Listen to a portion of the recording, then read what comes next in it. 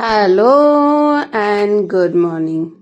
लो आज मैं फिर लेके आई हूँ आप लोग के लिए एक इंटरेस्टिंग सा स्टोरी जो आपको डरने के लिए मजबूर कर देगा। शहर से दूर एक छोटी सी गांव के पास एक पुरानी हवेली खड़ी थी।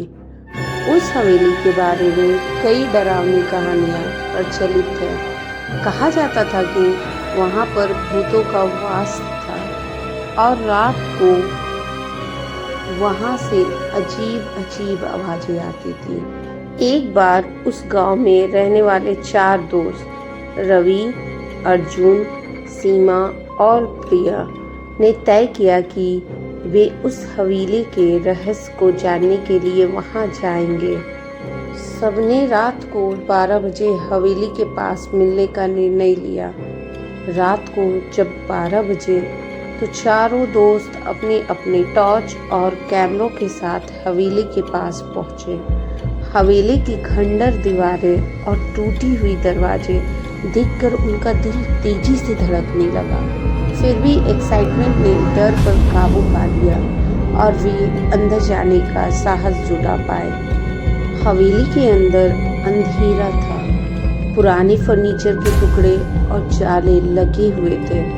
हर कदम पे फर्श चिड़चिड़ा रही थी। चारों ने टॉर्च जलाकर हवेली की जांच शुरू की। रवि ने देखा कि दीवारों पे कुछ अजीब सी पेंटिंग की गई है जो शायद किसी प्राचीन काल की थी।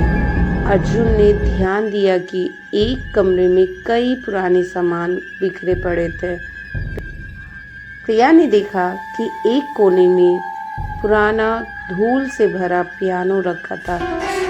सीमा ने धीरे से कहा, मुझे यहाँ कुछ अजीब महसूस हो रहा है। ऐसा लग रहा है जैसे कोई हमें देख रहा है। तभी अचानक एक जोरदार आवाज गूंजी और पियानो अपने आप बजने लगा। चारों दोस्त चौंक कर पीछे हट गए। उनके आंखों में डर क्लियर दिख रहा था। रवि ने हिम्मत जुटाकर कहा, हमें यहाँ से निकल जाना चाहिए। ये जगह सच में भूताहा है। लेकिन अर्जुन ने विरोध किया, नहीं, हम यहाँ तक आ गए हैं तो हमें सच जानकर ही जाना चाहिए।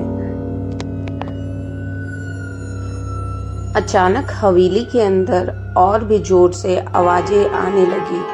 दरवाजे अपने आप बंद हो रहे थे और फर्श पर भारी कदमों की आवाजें गूंज रही थी। चारों दोस्त घबराकर एक दूसरे का हाथ पकड़कर खड़े हो गए।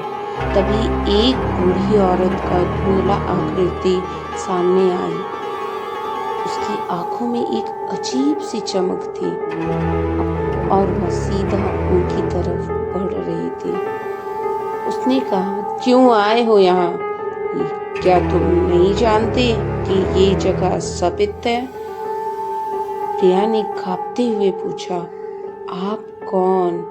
वह औरत बोली, मैं इस हवेली की मालकिन थी। इस जगह को मेरे परिवार के साथ बर्बाद कर दिया था और तब से मैं यहाँ फंसी हुई हूँ। जो भी यहाँ आता है उसे मेरे दर्द और पीड़ा का अनुभव करना पड़ता है। रवि ने डरते डरते पूछा, हम यहाँ से कैसे निकल सकते हैं? वो औरत मुस्कुराई और बोली, तुम्हें मेरी आत्मा को शांति देनी पड़ेगी। मेरे परिवार की आत्माओं को मुक्ति दिलानी पड़ेगी। तभी तुम इस हवेली से सुरक्षित निकल पाओगे। अर्जुन ने साहस जुटाकर पूछा, हमें क्या करना होगा? वह औरत बोली, ऊपर की मंजिल में एक कमरा है जहां मेरे परिवार की तस्वीरें और कुछ वस्त्र रखे हैं। उन्हें उन वस्त्रों को जलाकर उनकी आत्माओं को शांति दो। चारों दोस्त ऊपर की मंजिल की ओर बढ़े। वहाँ एक कमरा था जिसमें पुरानी तस्वीरें और वस्त्र रखे थे। उन्होंने उन वस्त्रों को इकट्ठा किया और हवेली के बाहर ले जाकर जला दिया। जैसे ही वस्त्र जलने लगे, हवेली से चीखों की आवाजें आना बंद हो गई। वह बूढ़ी औरत फिर से प्रकट हुई और बोली, तुम्हारा धन्यवाद, तुम लोग सुरक्षित हो। यह कहते हुए वह औरत गायब हो गई। चारों दोस्त ने राहत की सांस ली और गांव की ओर वापस चले गए।